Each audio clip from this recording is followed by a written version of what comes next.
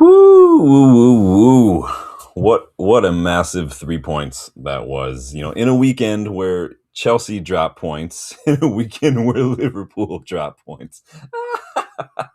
Fucking bin dippers. Um, in that kind of situation, this 6 pointer against Aston Villa was massive. So important, crucial, vital, whatever you want to put that. That was what it was for Manchester United to go and get the job done. And we did, winning 3-1 at home against Unai Emery's Aston Villa side. It wasn't a perfect performance, right? Especially the first half. The first half was nothing to write home about. But it's not how you start, it's how you finish. We are here to react to the match, though, as United finish 3-point, 3-1 victors. We're going to talk about the performances a little bit. We're talking about the player ratings as well. I want to know your thoughts on that. We're going to check and see who's man of the match. We've got some record breakers in the side tonight. Someone on a farewell tour just going on a tear. So we're going to talk about that as well. So we're going to jump right in, you guys. Make sure you hit that like button. Make sure you subscribe to the channel. We are on the road to 4K, you guys. Love to see it. Everybody who's watching, just hit that like button, please. Subscribe if you're new. Appreciate that. Check those memberships out, and we're going to dive right in. I'll be right back.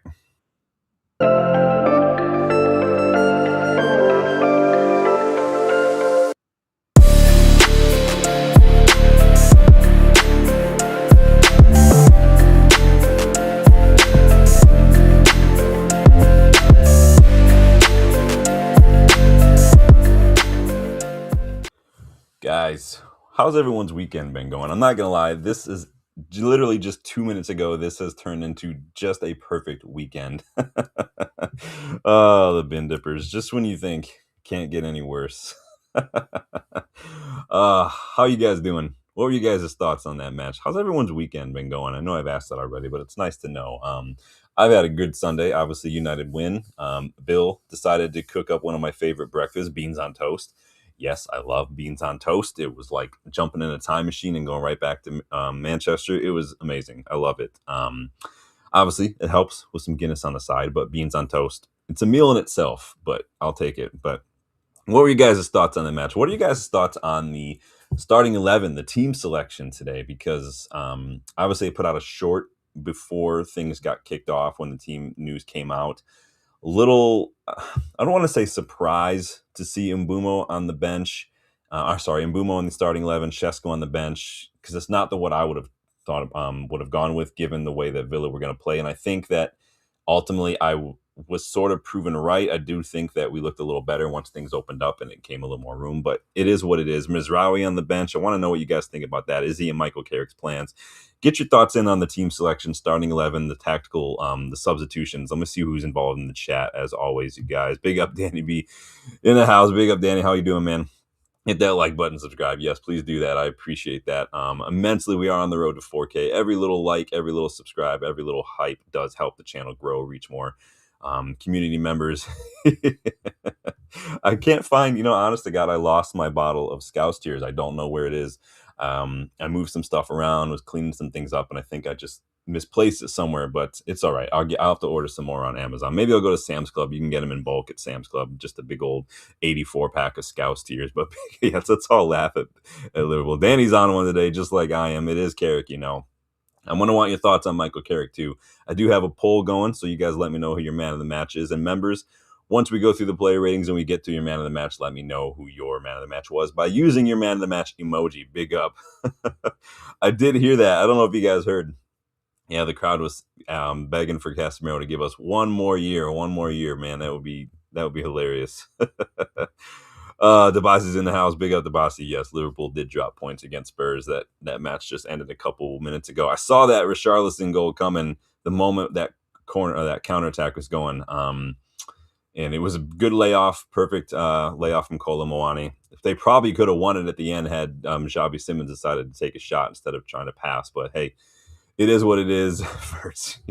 Whoever decided it was worth money, it was worth it to pay that much money for Florian Wirtz.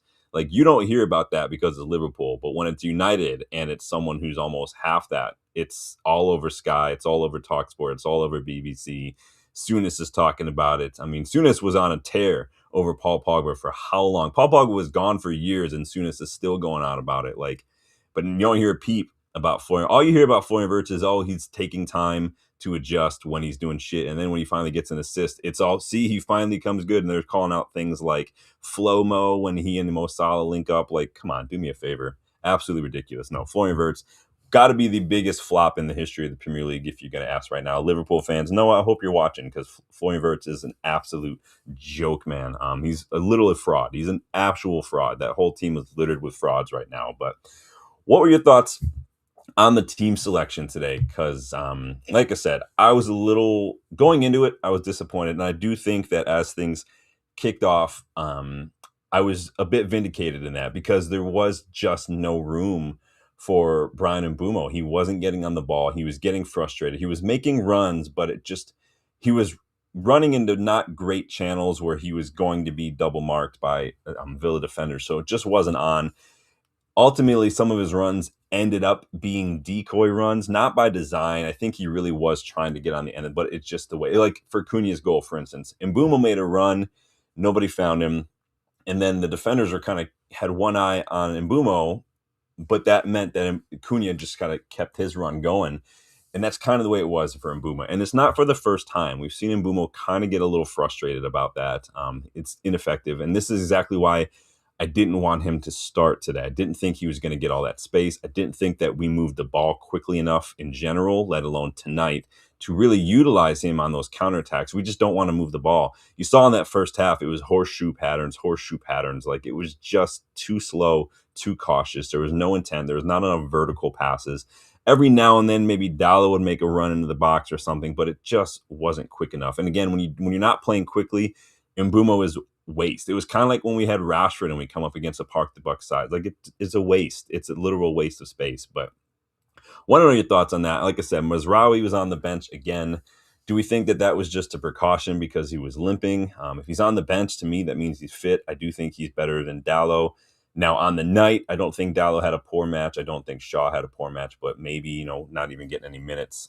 Is he in Michael Carrick's plans? What's going to happen with Mazraoui if Michael Carrick's here next year? I want to know your thoughts, you guys. So let's get involved. Keep getting involved in that poll as well. I want to know what you guys think about man of the match. So numbers wise, it was a bit of a tug of war in the first half. Let me see if I can bring up the stats here.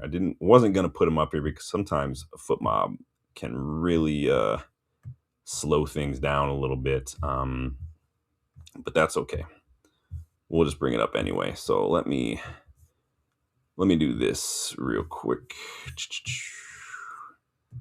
Add this to the stream.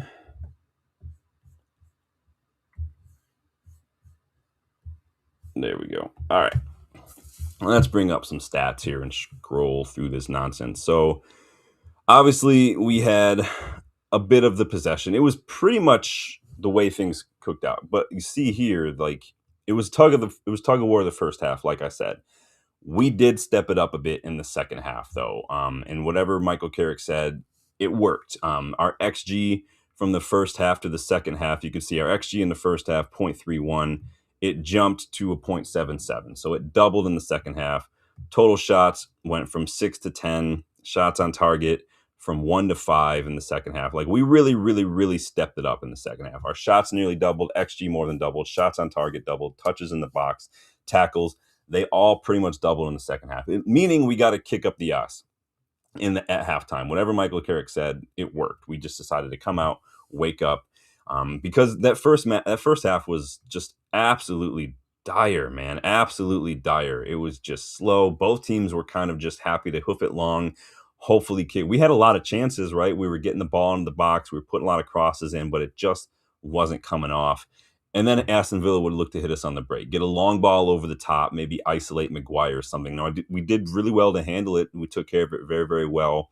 But it just, the more that first half went on, the more you kind of got the feeling like, especially when you saw how many of these chances we were missing, the more you just got the feeling like, oh, this is just not going to be our night. This has got like jammy, like 1-0 or something. We're going to get chance after chance. Villa are going to get one counterattack and they're going to beat us. Like, that's what it was, very, very back and forth. And you can see here when you're looking at the momentum, very back and forth. Villa would get some chances, and then we would get chances, and Villa, then us, and Villa. It was just like that. And then the second half, obviously, we had less of the ball. Our possession dropped, and that really is what feeds into it. And you can see the possession drop for us once we got that first goal.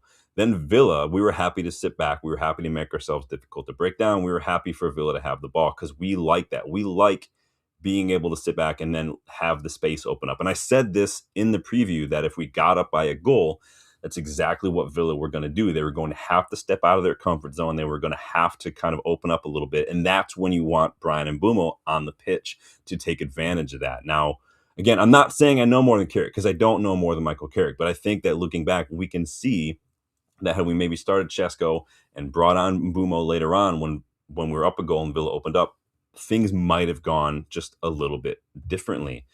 And it is what it is. Again, I'm not going to complain too much. I'm not going to nitpick. We did end up getting 3 points, and it was really good. 3-1 win at home. Dylan's in the house. Big up, Dylan's. Gotta love Spurs. You know, it's the Lord's work Richarlison's doing, man. I never thought I'd be happy to celebrate a Richarlison goal, mostly because you never really see Richarlison goals, let's be honest. But hey, tonight I will absolutely have that one, man. Yeah, Danny, that first half was absolutely horrible. It was literally, I said it while I was at Bill's, like it was like watching Louis Van Gaal ball again. It was just a string of horseshoe patterns all around the bag. Nobody really making any runs. Nobody really trying to find any sort of movement. There was no intent. There was no urgency. There was no courage. Nothing from us. And I mean, I get it, but then that's what happens when you move the ball too slowly. We're kind of playing a little bit like Arsenal in some ways, where we're happy to kind of work possession high up the pitch, work it around, and then wait for these opportunities to arrive rather than play the way we want to play. But that's what's going to happen when you take too long, and it's what's going to happen when you come up against a side like Villa, who are happy to sit defensively. We knew that going in. I want to see some opposition analysis here from these guys. The boss says, Shesko jumping over a player to get the ball. Yeah, well, I've said it many times. Shesko is not only tall, like he's a unit. Shesko can literally out jump everybody in the league. Like he can. Dan Burn may be taller, but Shesko is more of an athlete. He can out jump Dan Burn. He can out jump anybody. The guy can literally put his arm in a basketball net, slam dunking. Like that's how he rolls. Guys, we've got 23 people watching, only 4 likes. Please hit that like button for me. If we can get to 20 likes today, I will go ahead and throw out 5 memberships for free to everyone who's watching. So please make sure you hit that like button. Please make sure you subscribe. I have 5 memberships I can use the rest of the month. I'd be happy to throw them out today if we get to 20. Somebody keep me honest in the chat so I don't miss out, because as I'm doing stuff, sometimes I'll miss it. So Bexy, big up Bexy. It's been a minute. Hope you're doing well, man. Looking forward to Champions League next season. Let's hope so. 3rd place is almost ours to lose at this point, isn't it? We're 5 points ahead of Chelsea, 3 points ahead of Villa, 6 points ahead of 5 points ahead of the Scousers. I think 6 points ahead of Chelsea. I'll check it at the end. Hold on. Let's see how we're doing. Bexy's buzzing for Sesko. I'm buzzing for Sesko as well. He's still raw. You can see that he's still raw. He can't be our only striker. We do need somebody else to come on who offers something a little different. Maybe someone who operates more like an Amora, Martial kind of profile, someone who's a little more comfortable, like I've talked about. Kami Conway, Joe Gelhardt at Hull City, I think are good options as well. I think Shesko going to be a beast next. If we put balls in the box, that was another frustration for me too. We were putting so many balls into the box in that first half to guys like Mbeumo, to guys like Kuna or Ahmad. We've got literally the shortest striking trio in the league starting that match the first half, and we're putting so many balls in the box. Then Shesko comes on, and then it's all balls into the channel. It's all balls into the channel, no balls into the box, balls on the ground. And that's what I mean. It's so flip-flopped the way that number 9 position started today. We should have had Shesko in the box in the first half to get on the end of those something. And you see his goal came from just being where a striker should be. When you start wingers as 9s, they're not natural 9s, so they're not in the positions they need to be. They always want to be getting the ball on the run or something. And you need someone who's just going to be where a striker needs to be, and that's what Shesko is. We put so many crosses into the box, and we've just had guys like Dallo making those runs that Shesko is supposed to be on the pitch. We can't make everybody else try to do what number 9 does and pull themselves out of position simply because we don't have a number 9 on the pitch. That's the thing I didn't agree with today. But again, I'm not going to split hairs. It's 3 points. So what are you going to do? Like I said, Shesko could be the best striker in the world. We'll see. And we don't want to go too hard. Remember Hoyland did very, very well his first season, much better than I think a lot of us thought he was going to do. And then the next season, it just completely fell off a cliff. Blame it on whatever you want. Lack of confidence. Maybe he just wasn't good enough. Changing managers. I don't know. Pick one, but it was what it is. You know what? Don't really care what Amorim's thinking. He got us like into fifth. He wasn't ready to make some of the tweaks that he needed to tweak to make, and this the kind of stuff that's going to cost you your job as a manager. So, what are you going to do? I want to know your thoughts. Let me know your thoughts on the performance as a whole, first half, second half. What you thought worked, what you thought maybe we needed to get changed, because we do want to do your player ratings as well. Please make sure you hit that like button. I know I keep saying it, but I'd love to see that like get to 20 so I can go ahead and gift you guys some free memberships. Really, I'm trying to help you guys out, so you're welcome. But I want to talk about player ratings, starting at the back. You guys know we always start at the back. Let's talk about this man. Are you Schmeichel in disguise? I love this keeper. I love this keeper so much. He didn't have much to do.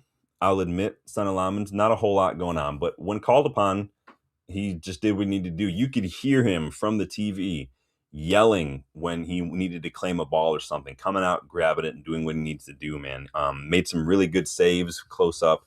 Thought he was doing a really good job. I mean, Barkley's goal, not his fault. I mean, that's poor defending. Everybody's just kind of watching things happen. The ball kind of squirts out to the edge of the box. And Barkley just puts it in there. Like, it's bad defending. We're a little too passive towards, like, in situations like that today. There's not enough intent to go and close down the ball.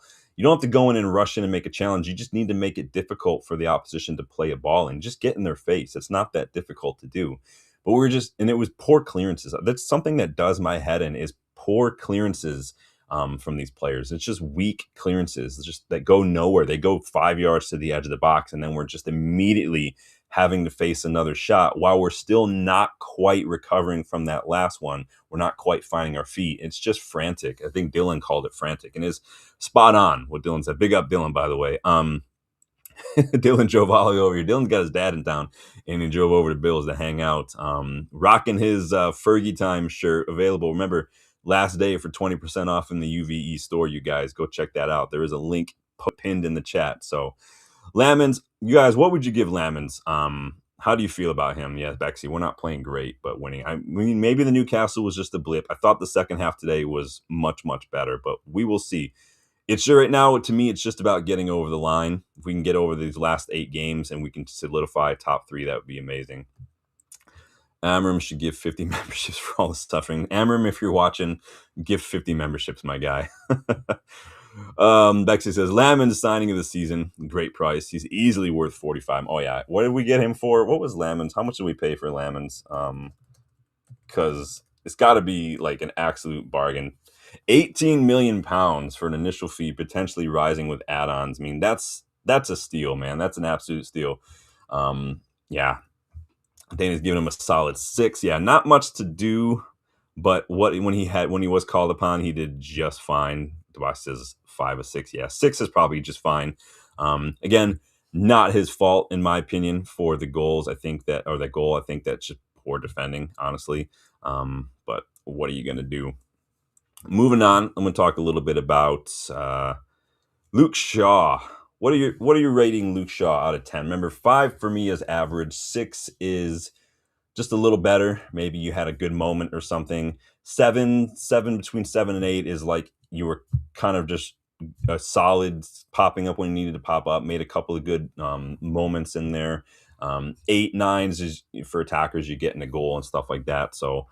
I thought Shaw had a really good performance. He cleaned up when he needed to. He popped up when he needed to. He did well a couple times to track back. His heat map was well inside the opposition half on the left-hand side.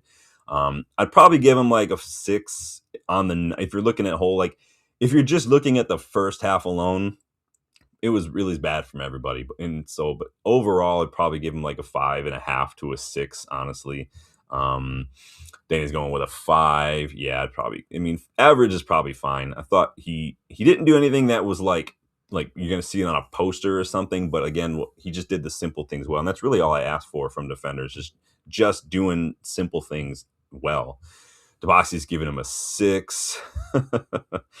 Robert Reed's back in the house. Big up, Robert Reed. It's been a minute, man. Hope you're doing well. I'm gonna do this so I can make myself a little easier to see how that look better. I like that one a little better. Shaw was better in the second half, says Robert. Yeah, he was much better in the most everybody was better in the second half. Like I said, whatever Carrick did at halftime, it worked. Everybody seemed to be doing very, very well. Giving him a 5. Yeah, I'd probably say 5, between a 5 and a 6. If you gave him a 6, I wouldn't fault you for it.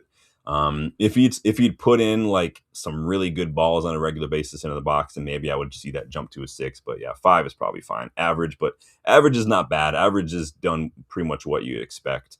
So 5 for Shaw, probably fair. Lenny Yoro, there were a couple times personally where I did think Yoro looked just a little shaky, not like worrisome, but just like last ditch, frantic a little bit, like Dylan said. But what about that sliding challenge and that last man tackle in the box? That could have potentially been a 3-point clincher right there from him. 3 tackles on the night for Euro, 5 clearances, 3 interceptions, 3 out of 4 ground duels. He wasn't great in the air. I think it was like 1 out of 4, 1 out of 5 ground duels. So he is a little weak in the air, Euro. He's young. He's probably not fully grown yet, Euro, but I do think that he grew into it. And Danny says, yeah, like Danny says, he gets a 3, he gets a 6 for that tackle. Yeah, the tackle alone was just perfect, just absolutely perfect, man. Robert says, you had 3 Jack and Cokes and we scored, so I made it nice.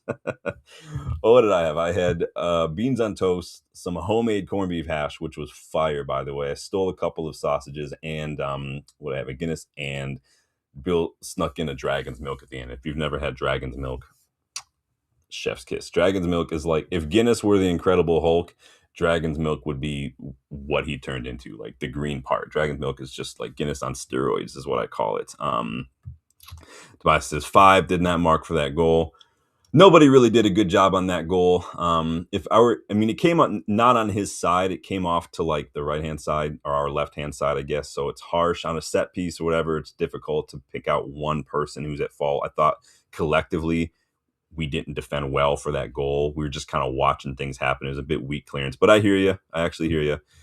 Robert Reed says Yora was decent. Yeah, I would give him a 6 probably. I thought that big moment, like I said, 5 is average. 6 is like if you have some good moments, and I think that was a big moment. It was clutch. Big up Chat Sports in the house. Hope you're doing well. Been a minute. Says, and we got beaten by. When the ball just pops out, no one's within 5 yards of it, and you're right there. It's going to happen. Now, question over whether or not that was offside by line of sight. I know they were trying to look and see if it hit, I think it was Onana, I think if it hit his shirt. I don't think that if it grazes a shirt and doesn't change trajectory that it should be considered like a touch, personally, unless you're Harry Kane and the ball grazes your hair and you steal a goal from Christian Eriksen. You remember that bullshit?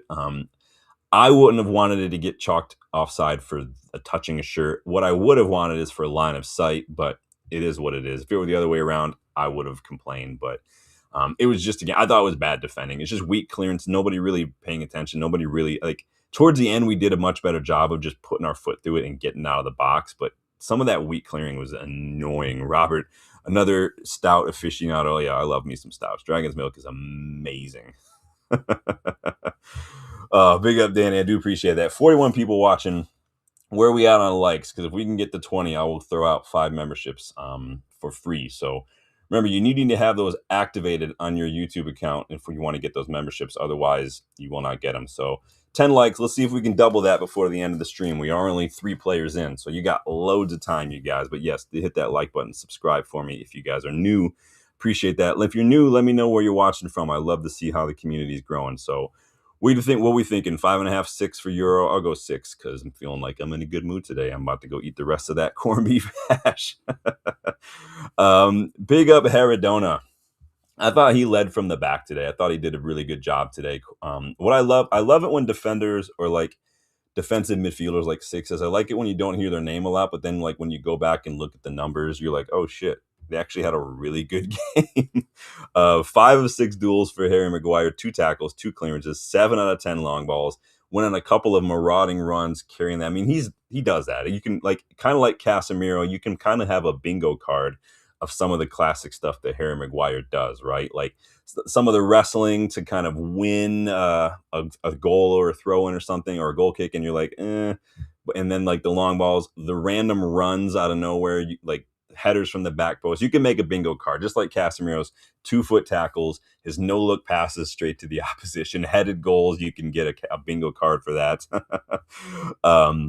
You can kind of do that with Maguire now. I don't have a problem with it. He's quietly had a really good game, I thought. Tabasi's going ahead and giving him a 6. I'll probably give him a 6, 6.5. I thought he did very, very well, Harry Maguire. Here's a question for you. What do you do with him contract-wise? He's out of contract in the summer. If he were going to leave, you'd think he would have already kind of accepted an offer from another club by now, because he can go ahead and sign that pre-contract. Word is we're trying to get him on a lower wages, with De Ligt being injured, with Licha kind of maybe being ready for Bournemouth after being out now for almost a month. Who knows? Would you just have him around? Would you go ahead and sell Licha or De Ligt if an offer comes in? You're going to have Maguire, Yoro, Heaven. That's not enough. So do we need another defender? Like, what would you guys do with Maguire? Mike says, word delay. He's got this weird back injury, man. Now, I think it was Nathan Salt speaking with Stretford Paddock the other day. He does not think that Maguire is going to be fit for the rest of the season. He doesn't think, or no, De Ligt. He doesn't think De Ligt's going to be fit for any remaining the season. He thinks we've pretty much seen the last of him. Back stuff is always tricky, because literally everything on your spine, for instance, that's connected to different parts of your body. Your back is so important for everything. Back stuff's nothing to throw to kind of take lightly. It's just worrisome. And it's not, it kind of like Shaw, Phil Jones, Martial, whatever. I don't blame the players, but it is a thing of just, it is what it is. And if it's going to be a thing, we might have to move on. He's getting the best care. I mean, best care, it is United, who knows, but who knows, man. Danny's going in with a 6. Let's see, 4th, 5th choice. Danny says 4th, 5th choice. Yeah, 4th choice, 3rd choice, not a problem. Haven't seen Heaven in a little while. Maybe we can get to see some of Aiden Heaven, maybe against Bournemouth going into this break. I'd probably give Maguire a good 6 out of 7, or 6 or 7. I thought he was very, very good tonight. Let's talk about this young man, because I do go in on Dalot. I think justifiably so. I don't think he's a great footballer. I don't think he's a really good defender. His final ball is not great. His 1v1 is not great. His footballing IQ is not great. But hey, flowers, fair play when it's due. I think that he had a much better performance tonight. 4 out of 7 duels, 2 tackles, 2 interceptions, 2 clearances. And while his crosses did not find their target, if you watch the crosses, they were actually very good.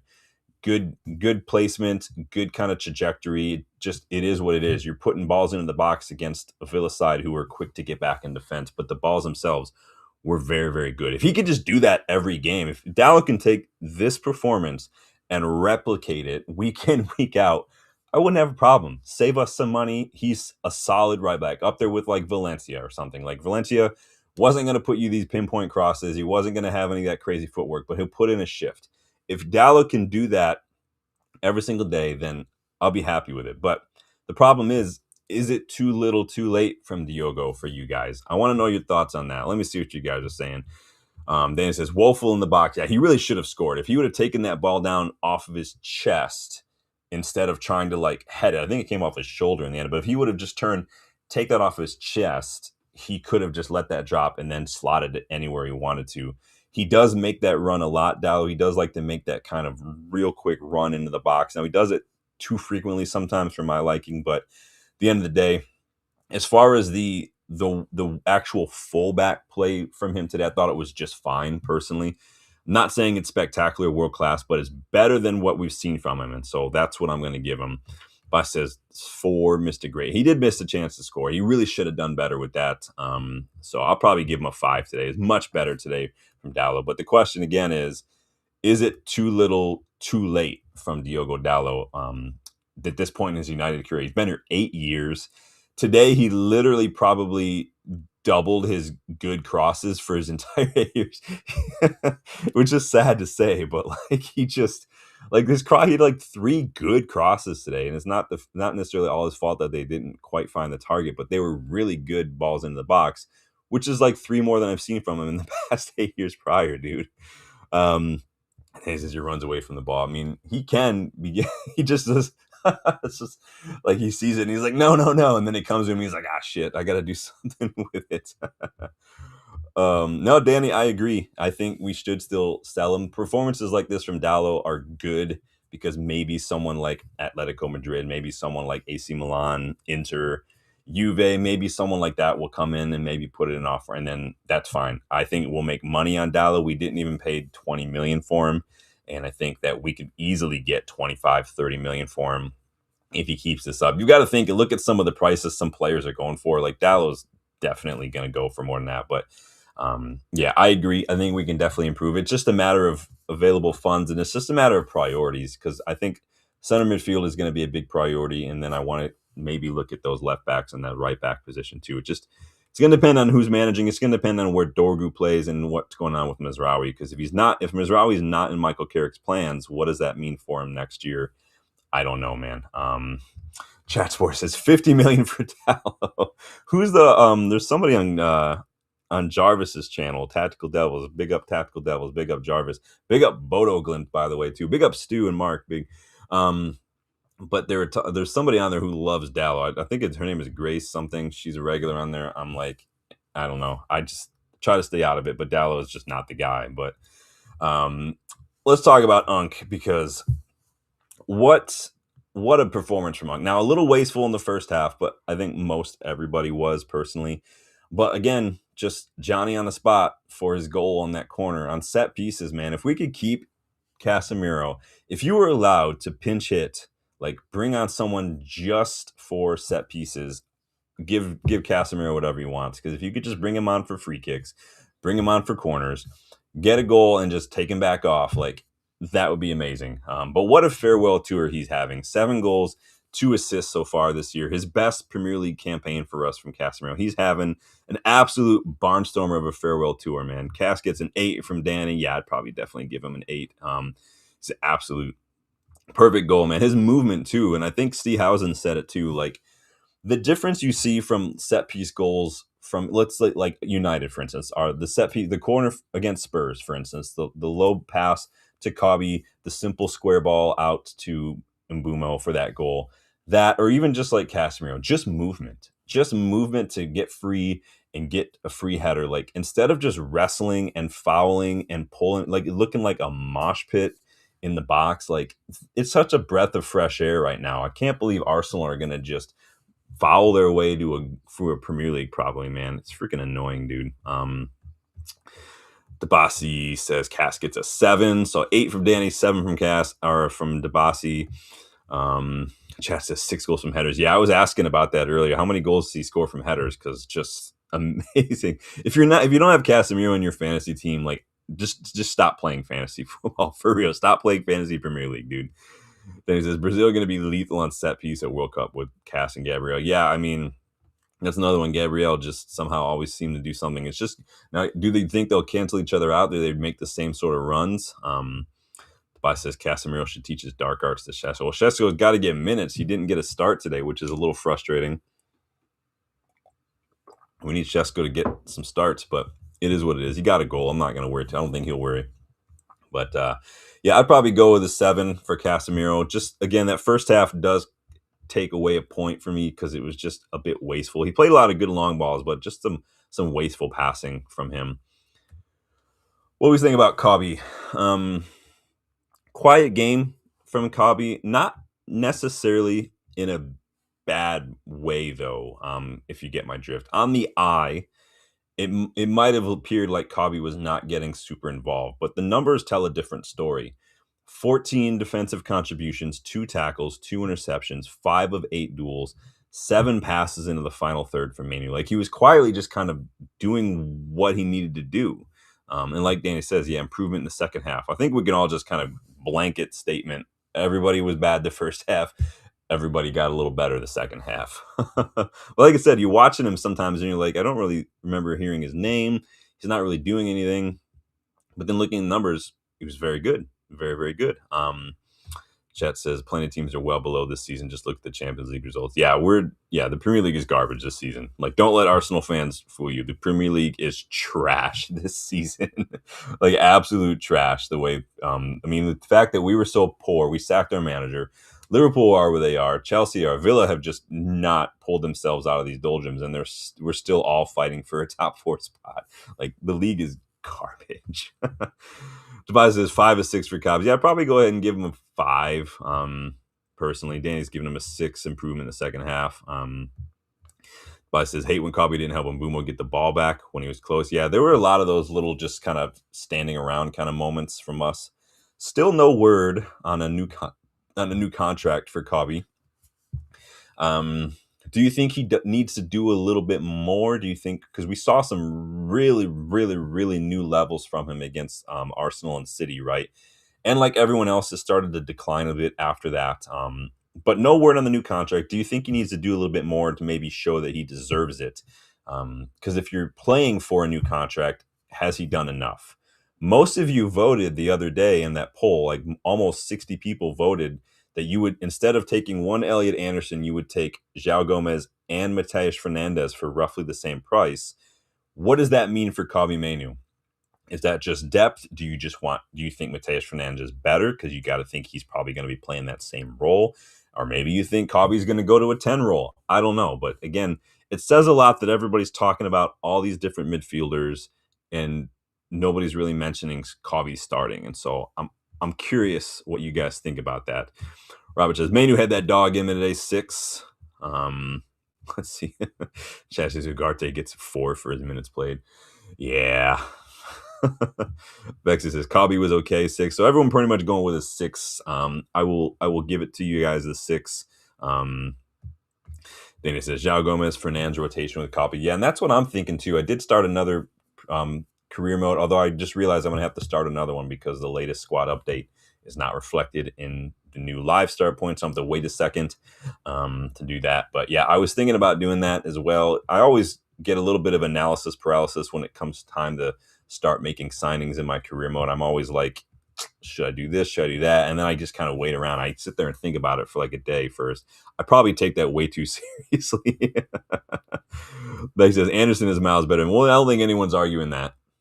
I think, and if it were up to me, money is, and Anderson's my number 1 target. Like, he just is, personally. Again, an argument can be made that getting 2 players for the price of 1 is a really good deal. I do still think that what Anderson does as one person to me is worth it, but to each his own. Personally, nothing wrong with that. But yes, Anderson is definitely my number 1 pick right now. If we had to start, if we wanted one signing locked up, money's no object, big statement signing going into the World Cup, go ahead and make that signing. Like, we just need to. Then he says Anderson, Mainoo together, rotate with Gomes. I mean, that's very good depth. Honestly, that's very good depth. 4 quality players who even on their day could probably start. And I think you're probably paying 160 million for 3 midfielders. We'll see, Debasi. Who knows? I mean, they could still get punished. I think that Rayon Cherki is kind of showing what happens when you go to City. Grealish showing what happens when you go to City. Even to an extent, Haaland showing what happened. I mean, where's Haaland? Where was Haaland yesterday?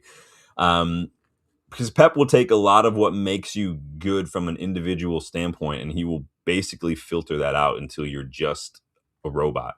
You're good at passing. I need you to pass this when this situation's happen, when you're standing on this blade of grass. I mean, Rayan Cherki's not getting any minutes, and he's probably one of the most creative players in that side. He came on against, who they play? West Ham. Did a very good job, changed the game, looked the threat, getting involved. But like Pep it was just very boring from Pep. And that's what Pep does.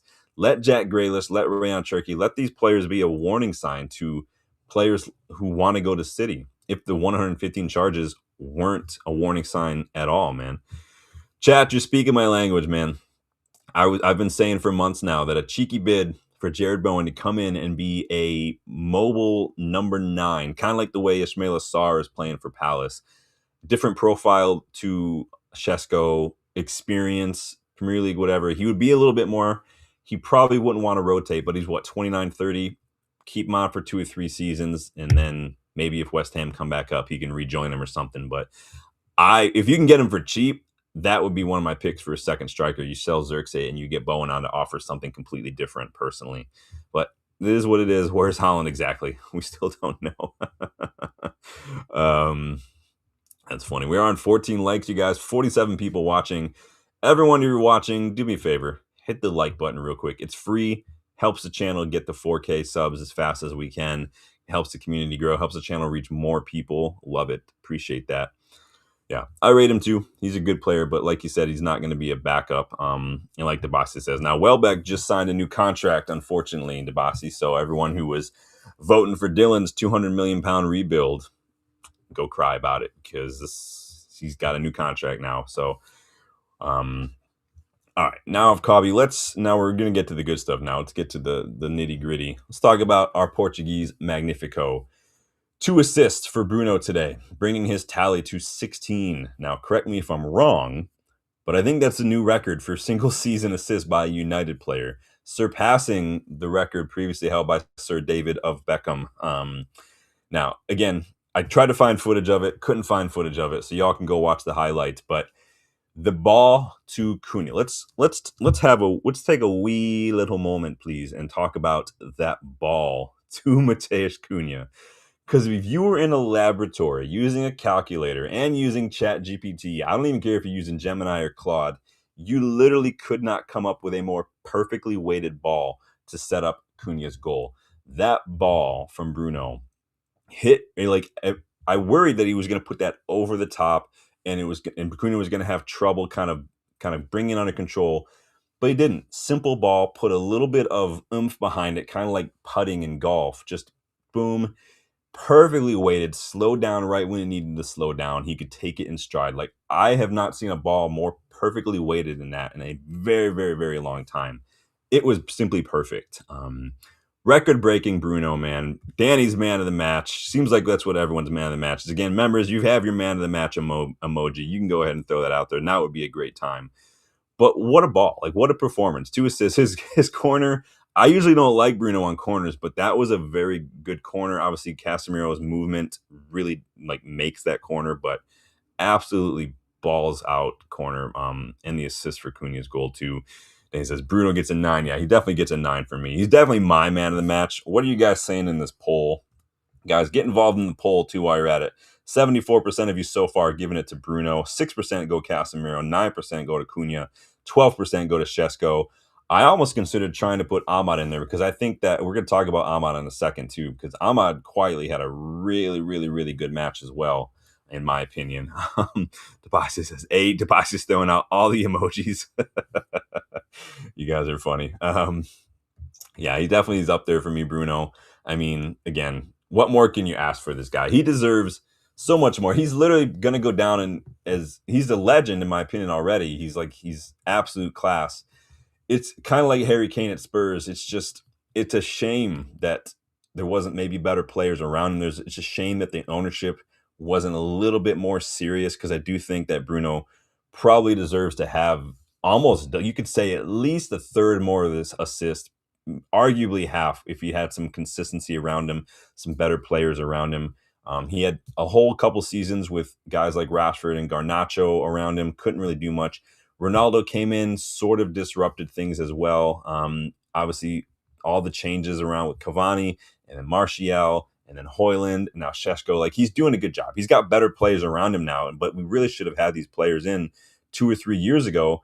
And who knows? Who knows where we might be? You have to try not to think about it because you're only going to make yourself angry, but it's just worth it to think about it. Chat says, remember when Bruno was playing as a CDM? Yeah, we don't want to think about that. Those are the dark days, man.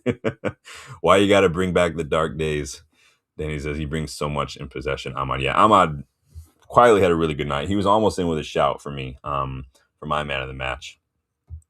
Then it says, we need a right-footed version of Ahmad for backup on the left. Well, I talked about one that I like. I did some left-wing options a while back. Go check out that video. I included one in my £200 million rebuild. I did include a player from Bodo Glimt a while back too, when we still had Amorim, and Amorim wanted an Ahmad on the left-hand side. I'd still take that player from Bodo Glimt. I think he'd be a really good rotation option as well. Go check those videos. I have tons of videos. You guys go check them out. So, but Bruno, probably my man of the match. Sounds like he's a lot of your guys' man of the match as well. What about Matty Cunha? Like everyone else, frustrated me in the first half. I mean, who didn't, right? But his ability to hold on to the ball under pressure, especially in those tight, wide areas on the wing, when we're trying to see out games, is impressive. He can win corners. I mean, not corners. He can win goal kicks when you think it's a corner. You can win throw-ins when you think all is lost. Like, kept his width today. If you look at his heat map, it was really wide. So he's getting much better at disciplining himself and being on that wide position. That's why it's still up in the air. I think a lot of where he's going to play and where he might be used best is going to depend on what happens with Bruno. Bruno leaves, I'd move Cunha to the 10. But if Bruno stays, Cunha is going to be that left side, which is why I don't really think spending, a lot of money on Yan Diomande is a wise decision, because he's just going to be a rotation option. But again, a lot more questions than there are answers. His goal was perfect. It was excellent. Took the pass well, does well to fight. And I mean, he does really good job of just keeping himself between the opposition and the ball when he has it. Sometimes still guilty of holding on to it a little too long when he should pass. But that's Cunha in a nutshell. You just got to take the bad with the good sometimes, and hopefully the coach can iron it out a little bit. Tobias going ahead and give him a 7. Yeah, I think 7's fair. I think it's fair on the day, personally. Dana's going 8. Yeah, he's an absolute bar. 7, 7.5 from the Bossies. Yeah. Chats would like another left winger. Yeah, and maybe Dorgu, like if Carrick stays, maybe Dorgu can rotate. But then if Dorgu is going to be used as that, we can't have Dorgu kind of constantly rotating left wing, left back, left wing, left back. We probably do need to have a proper left back or a proper rotation winger in there. I don't know of any left wingers in the academy who are quite there yet. JJ Gabriel will be eligible to play next season. He's not. I don't know if he's quite there yet, personally. I would try him out in a couple of early cup matches in the Carabao Cup, if possible. Definitely take him along preseason and just let him cook and see what happens, because obviously with the World Cup, it is what it is. But he's not quite there yet. And whatever journal asked Carrick if he's going to give JJ Gabriel minutes, it's like, come on, what are you guys doing? Do some research. He can't play. He can't even play for the under 21s. Now, people are like, well, why these other 15-year-olds? It's not about just if you're 15. It's about when you turned 15. You have to have turned 15 by the end of August. So that's the cutoff point. Premier League goes by cutoff points, and whether that's the youth levels or scouting regulations, all that. It's about birth date, not about how old you are. Danny says Cunha and Dorgu will cook against certain opposition. Yeah, when there's space in behind, I think that those are the games. And that's why I like different profiles and different positions, because we've seen Mbeumo struggling today. So Bas says Diomande makes Yildiz cheap. Yeah, I'm not saying, this isn't me saying I wouldn't take Diomande. I don't like Diomande. There are a lot of really good left wingers, but it's just priorities. We've got a finite amount of funds. We've got a lot of positions we need to fill. Midfield's the priority. Do you want to spend 70, 80 on a rotation option left winger? Like, I don't personally. So one more like the 20. You guys keep me honest. When we get to 20, let me know. Appreciate that, you guys. Make sure you're liking and subscribing if you are new. Cunha looks like he's going to get 7.5 to 8. I got no problem with that. Let's talk about Mbeumo. Not his night, honestly. But again, we sort of said that in the match preview. He just wasn't going to get space to work with. It seems like the first half was soak up pressure, hit him on the break. And Villa did the same exact thing. Soak up pressure, hit us on the break. Problem is, when Mbeumo is one guy trying to run in between two defenders, that pass has got to be quick, or it's got to be pinpoint, or you have to count on those defenders making a mistake. And if none of that lines up, he's not going to get the ball. You can see him get frustrated, making runs. Nobody's finding these exact same kind of runs that Højlund was making the last 2 years that people weren't finding. And I defended Højlund. I said he's making runs. Nobody's playing the ball. It was the same thing today. So again, not great starting 11 for me in terms of Mbeumo starting as the 9. He just was never going to get that space. But again, with how much space we had in the second half, that would have been the time, in my opinion, for him to come off the bench and stretch the defense, keep them pinned back when they were already kind of having to come out of their shape because they were chasing the game. Now you've got a guy with pace who can kill you on those situations, who's going to keep you pinned back. And not only that, so you're stuck back a little bit, but what that also would have done was create a lot of a gap in midfield. Now their defenders have to stay pinned back, but they've also got to commit bodies forward to try to, so you've got space in there. So now you can also win a low driven ball. Maybe someone like Ahmad can kind of cut into the channel and get on that, because Mbeumo would have been stretching the defense a little bit. These are the kind of things that I think we should have done, but it is what it is. We ended up winning. I'm not gonna nitpick about it a little bit. Shanta's in the house. Big up. So I had a thought today that Yoro should be contender for PFA Young Player of the Year. What do you think? What do you guys think? PFA Young Player of the Year? If I had, it's a bit iffy. I'm trying to think now off the top of my head who else would be in contention this season in the league. You guys keep your thoughts, and I'll keep it in the back of my mind as I'm going through here, because I mean, you could. I'm trying to think off the top of my head. I'm going through all the teams right now, trying to think of all the players off the top of my head. I'm just struggling right now. I'll get back to you guys. Let him know what you guys think. He's carrying an injury where he started. If he's fit enough to start, in my opinion, then I mean, I don't know what that has to do with the fact that, to me, it's definitely more of a tactical thing. It's not an Mbeumo is a problem thing. It was more of a tactical thing today. I just didn't think it was a situation for him today. So maybe the player rating will be harsh, but I'd probably just give him a 5, because there wasn't really much that we can do for him. Bas says 5 for Mbeumo. Danny says 5. Yeah, I mean, again, he's one of those players, and it's not a bad problem to have, right? You have players who are going to be better against certain oppositions, but again, these low block sides, there's not many teams now who will play with a high line and do that. Arsenal let us do that. Liverpool let us do that. City let us do that, because they play a high line, so they trust themselves to counter press and to win the ball high up the pitch. These Fulhams, these West Hams, these Evertons, they don't do that. So unless you're going to move the ball a lot more quickly, a lot quicker than we tend to move it, Mbeumo is going to be starved for possession. He's not going to get many touches, unfortunately. That's a good shout, Dabasi. That probably a good shout for early PFA. If he had a couple more assists, because Lewis Hall doesn't get many assists. He doesn't get many. He's got like a 1 goal, 1 assist. So, but that is a good shout. He's having a really good season. What's the age cutoff for that? I wonder. That would be a good question to ask as well. But 5, probably fair. Again, not his fault, unfortunately. It just is what it is. Sean says the criteria is 23. So if it's 23 and younger, you probably have to give it to Elliot Anderson. He's having an amazing season, honestly. Obviously, Forrest are absolute shit, but Elliot Anderson is having a very, very good season. But yeah, let me know. How old is Igor Thiago? He's probably like 25, 26. I don't remember off the top of my head. Then he says, Mbeumo off-ball work was solid. He got back. Yeah, he got back. I remember there was one where he tracked back and made a crucial challenge. So he does that. I think, and you can tell he does that a lot, Danny, because he's also given away a lot of fouls doing that, because he's getting frustrated. He's not getting the ball. He's not getting involved.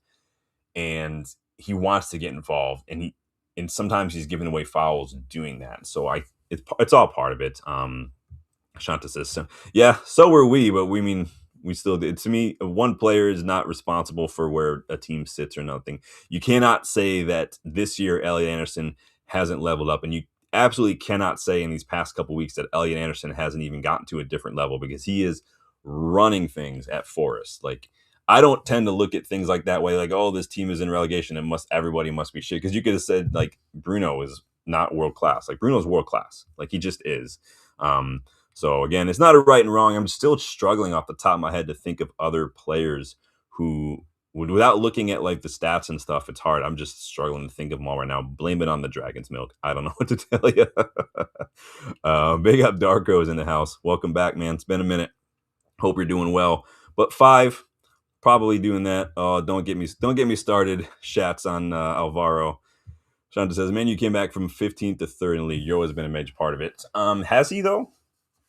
Because when everybody was fit, I mean, Yoro wasn't getting a sniff. He's really only starting because Licha is injured, De Ligt is injured. Now, again, this isn't me saying that he's bad. This is me just saying, has he been a major part of it? So again, I don't think it's a matter of right and wrong. Again, it's a total opinion. Here's the thing. If we had won the FA Cup or something, or we were within like touching distance of the league, yes. How old is Bukayo Saka? If Arsenal win the league, they're probably going to give it to Bukayo Saka or some other nonsense. I don't know. this is just the way you guys know that's how the PFA works. But I think Shesko did get PFA Player of the Week, not that for our month or something recently. I can't remember now off the top of my head. But big up Dark Crow, good to see you again.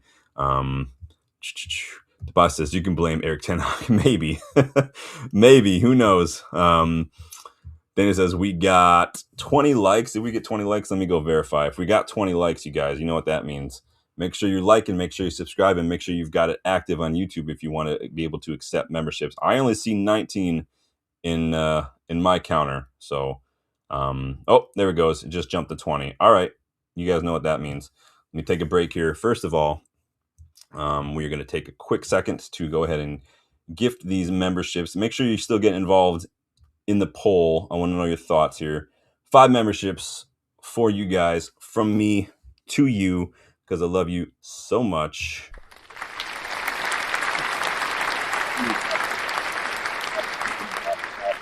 One G Wolf United. Big up G Wolf.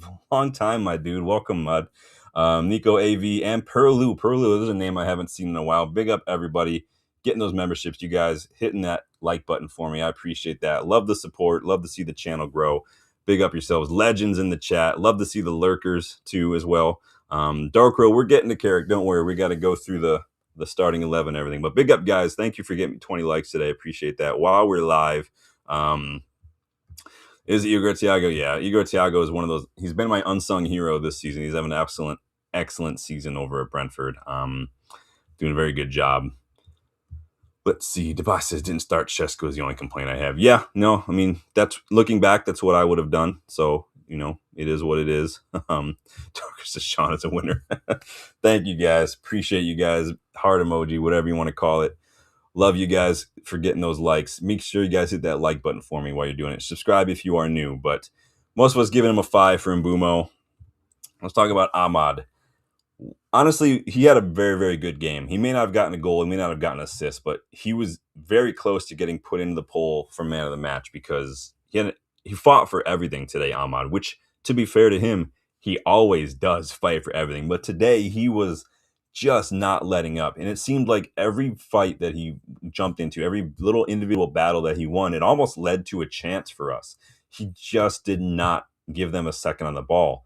Every time something popped up, it was Ahmad kind of getting involved. 10 defensive contributions, created 2 chances. He's got 7 touches in the box, Ahmad. He was an absolute boss today. And I love that from Ahmad. He fights. He gets it. He's the kind of player that I think if he were like a foot taller, Mourinho would love. But I think because Mourinho loves it when his wingers and his attackers track back when they get stuck. And I think Mourinho would have really liked him. He reminds me of Dan James a little bit, just maybe not as fast and better with his feet, the way he just fights. Danny's giving him a 7.5, our first halfer of the day. The boss is giving him a 6.5. I'd probably give him a 7 today because I do think is what I saw from Ahmad today was like what we see from Kuna, where it goes unnoticed, just the amount of work and the amount of effort and the amount of fight that he does to drag the team out of situations. Like the kind of stuff we saw from Kuna, just the fighting, the tackling, the getting stuck in, the ball carrying. We saw a lot of that from Ahmad today and I think you saw that a lot because Kuna kept his width a little bit. So that central area needed a little bit of that spice. And I think Ahmad brought it today. So very, very good. Should have scored that diving area. There's arguing whether he got fouled. I don't think there was anything in it personally. It just is what it is. Yeah, dude. And the ball sticks to him, man. I've not seen many players who it's kind of like Messi or Salah a little bit. The ball just sticks to him. Like it's like he's got it on a rubber band in his feet and it doesn't get more than like a foot away from him, man. He's an absolutely boss, man. Probably give him a 7 today. The boss says runs were good. Still finding it hard to get on the score sheet. Yeah, I mean, that's going to happen.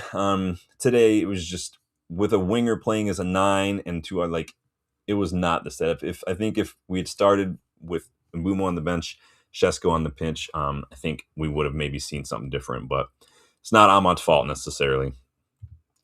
I threw Shesko in here. Shout out to Benjamin. He did get that 3rd goal for us. I mean, and what a goal, too. Yes, it was a deflection, but you got to take him to get him, and he took it well. And it had a lot to do with the fact that he's just where he needs to be in the box. He reads the situation very good. His movement, his positioning in those moments. Very, very good. He did well to get himself a little bit of space to work with. And then again, what I love most about Shesko, what I love most about strikers, one touch, shoot. One touch, shoot. For a while there in the first half, we were losing a lot of chances, not necessarily because the shots were bad, because we were taking too much time, one too many touches, a little too hesitant, a little too much, a little too cautious, and we were getting blocked or the opportunity just wasn't going. And it's just Shesko just gets it. His ninth goal of the season, I believe, 8 goals in 10, 4 more since January since the starting of the new year's than Erling Haaland. So just saying, better than Erling Haaland. Clip it up. Probably could have done better. With that pass late on, we had another opportunity to maybe get a fourth. He probably, if he had a left foot, he probably could have played that. I get what he was trying to do. For a second, I thought he was trying to shoot the way he opened his body, but I do think that if he had a left foot and played it a little earlier, we could have got a goal. The problem was that I could see he was trying to put a lot on it because there were 2 defenders, and if he made that pass any softer, the defense, they would have gotten it. So he was trying to get it to Ahmad. I just think if he had a left foot, he probably would have worked. He clearly does not have a left foot. I don't know. Who knows? But I don't know what you guys think. What do you guys think of Benjamin today? Danny says Big Ben 7 would have been 8. Yeah. He could have shot. He could have passed. There's a lot of things he could have done. And that's I think going to be the age. He is what, just 21, 22. So I think because he's so big and because seems like he's been around for a long time in football, Shesko, he's been at Leipzig or Salzburg even for a long time. I think we think he's kind of like Chirke. We've been talking about Chirke for years. Chirke's not that old. And so I do think people forget that. These players started really, really early. Dylan shared something in the WhatsApp group. Again, legends and starting 11 members do have a WhatsApp group. Ollie Gunnar Shesko. I just call him Shes fucking Co because he's that good. Tapasi gives him a 7. Yeah, there are a lot of options he could have done in that moment. It just is what it is. It's hard with the defenders as because the defenders were almost ahead of Ahmad slightly, like very slightly.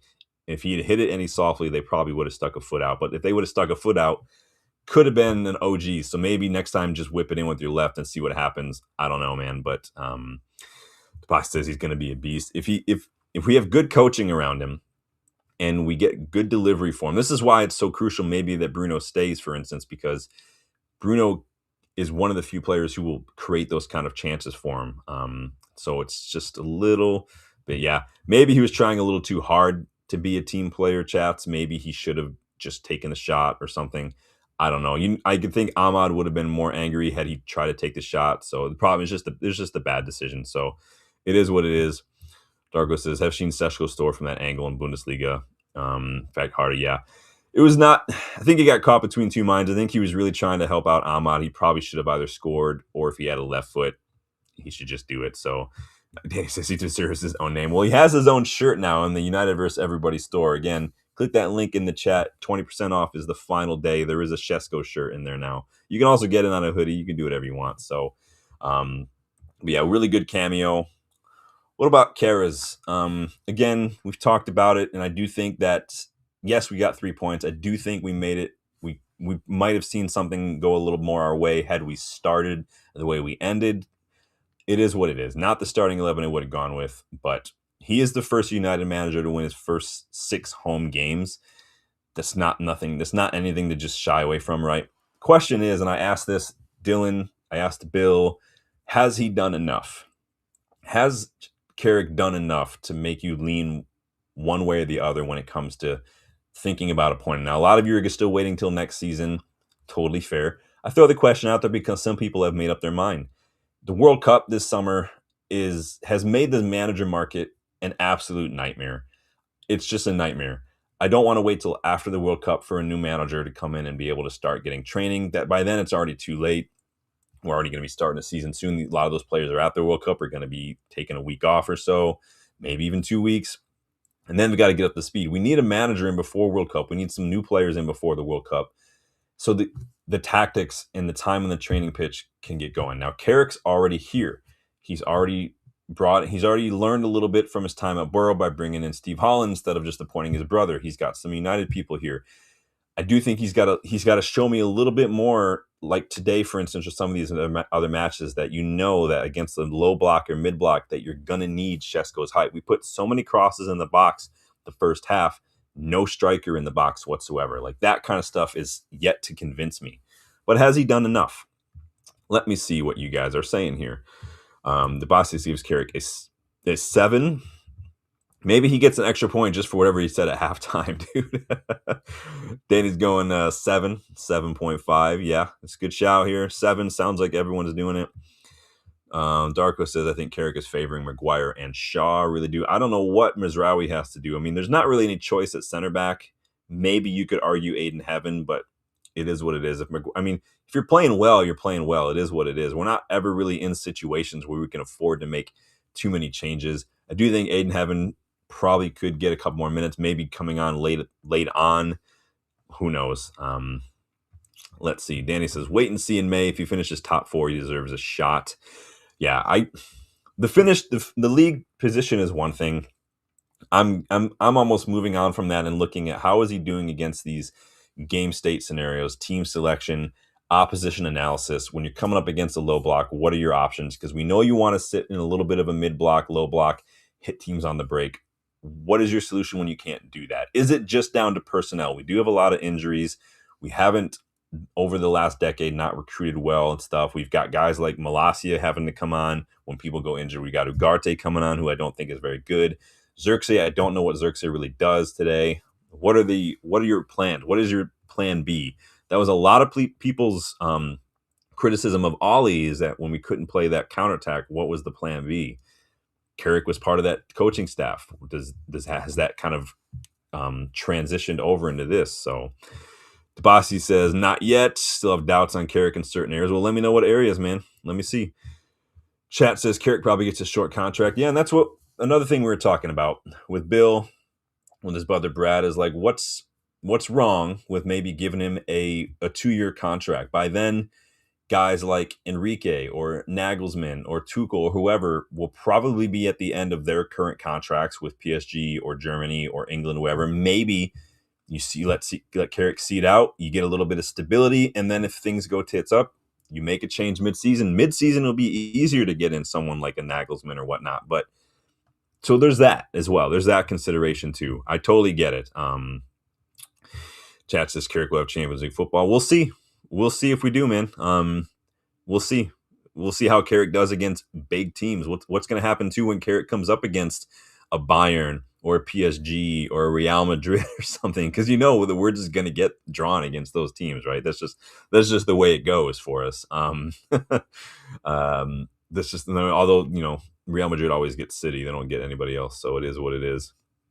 Tomas says mostly defensive low blocks in games that requires a cool head. Yeah, I agree. I think that's where Carrick needs to show. But now again, is that a personnel thing though? Because do we have the personnel to unlock a low block side? Do we have the personnel to cycle possession, to keep that ball on the ground and maybe kind of do that? Would it be better in those situations just to put Šeško in the box and just spam crosses? Šeško can outjump anyone in the league, like literally hands down can. So maybe you just do that. I don't know. But yeah, 7's probably fine. Again, it's hard when you get the win, you're going to give someone a high score. So totally get it. Again, I was a little frustrated on the day with our poor defending, our lackluster clearances in the final 10 minutes. But 3 points is 3 points. We did well again in the game management. We won some throw-ins. We run some goal kicks. We killed some more time. And that's really what game management's all about. Keep the ball on the ground. Make it boring. Final 10 minutes, I don't have a problem with that. My frustration was that we did that pretty much the whole first half. So play the final 10 minutes when we're defending a lead like we played today in the first half, and that's game management. But hey, it is what it is. We were in third, 3 points ahead of 4th-place Villa now with just 8 games to go, 5 points ahead of Liverpool, 6 points ahead of Chelsea, both of whom dropped points this weekend. I need to do a safety check on Noah. Don't let me forget about that. Again, Chelsea dropping points help. The bin dippers conceding a late goal to gift Spurs a point definitely helps as well. On to Bournemouth, who apparently are just happy racking up 0-0 draws like Louis van Gaal's their manager. You guys cooling on Iraola yet? Because, again, first season always looks great. It's that second season, like the Zerbi, like and Postecoglou. Those are the seasons you got to look out for. But seriously, though, on Bournemouth, how do they go from 4-4 against us to 3 0-0s in their last 5? Like, come on. Why does everyone show up when it's United, man? Question is 3rd place ours to lose? Is it all, is like Arsenal, is the league theirs to lose? Is third place ours to lose? Are we third place now, or are we losing it? Do I think we need fast wingers? Yeah, my choice in my 200 million pound rebuilding is still my choice as a good rotation option. One of the fastest players in Bundesliga. Go check out that video if you guys haven't yet. Chad says, I'd like to see more height in the team. We've got some big players, right? Xerxes is massive. Shesko is massive. Maguire is massive. It's a problem with today.